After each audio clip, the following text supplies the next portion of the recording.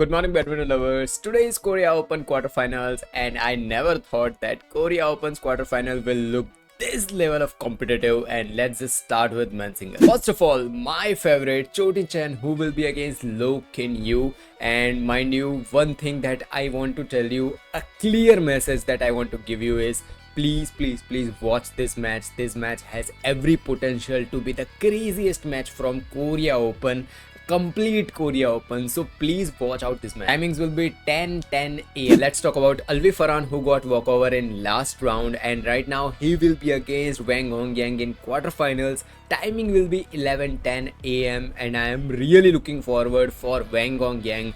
Can Wang Hongyang repeat what he did last week?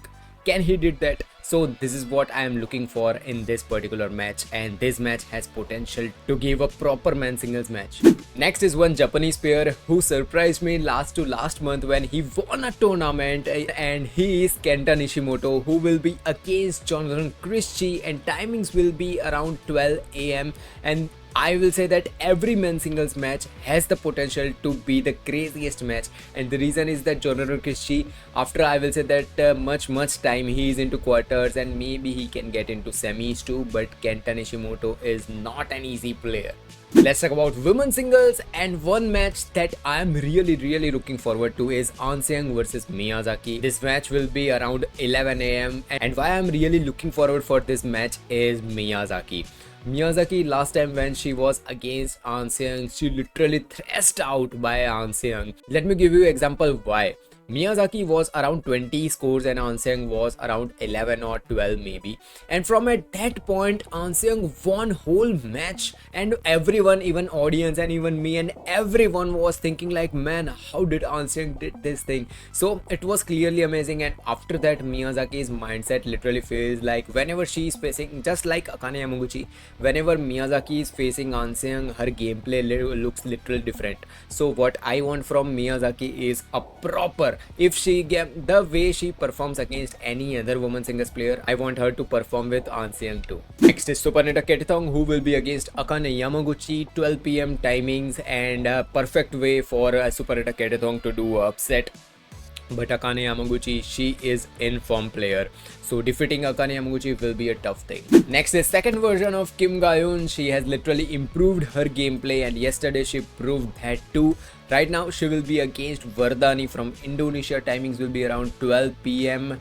If you want to see this match, you can. I will be watching Ketithong versus Akane Yamaguchi. This match has potential to be a third set and a proper women singles match, but let's just see how Kim Ga-eun Vardani performs. Next match is Pornpavit Cho Chuang, who will be against Yeo Jia Min from Singapore. Timing will be 1:30 p.m. and why I am really looking forward for this match is both players needs to win some matches, needs to win some tournaments. Look, from last, I will say that last year's 3 or 4 months and this current 2025 starting for 3 or 4 months, Cho Chuang literally impressed everyone, including me, with her improved gameplay, just like Kim Ga-eun is impressing with her gameplay right now, and Cho Chuang did that too. But after, I will say that 3 or 4 months of 2025, her gameplay literally going a little bit downwards. She is not winning that good matches. She is performing, it's not that she is not performing, she is performing, but still some tournaments win, some semi-finals win, just like Han Yu is missing from Cho Chuang and Yeo Jia Min both. In men's doubles, there are few matches that you can look forward to, but if watching these matches, what I think is that it is much predictable who will win and who will not. So let's skip men's doubles and directly go to women's doubles. In women's doubles, first of all, Hirokami and Hobara, who will be against Kim Kong, 8:40 a.m. timings will be. And one thing that I want to talk about Hirokami and Hobara is they did some upsets in last weeks, we all know that, but can they, I will say that, continue to do that thing?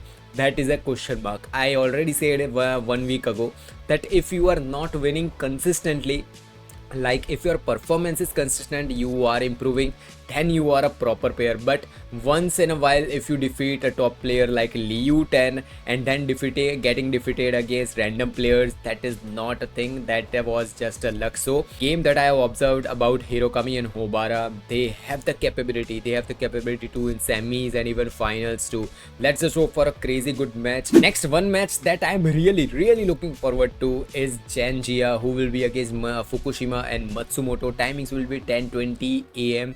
Why I'm really looking forward for this match, and reason is yesterday's match of Chen and Jia. Literally, Chen and Jia were looking so down. Chen and Jia were not looking that excited. They were not clapping hands after that. In third set, they started doing this. Of course, they both know each other a lot. They have played multiple times. I don't know, from many years. They both know each other, but there is an issue.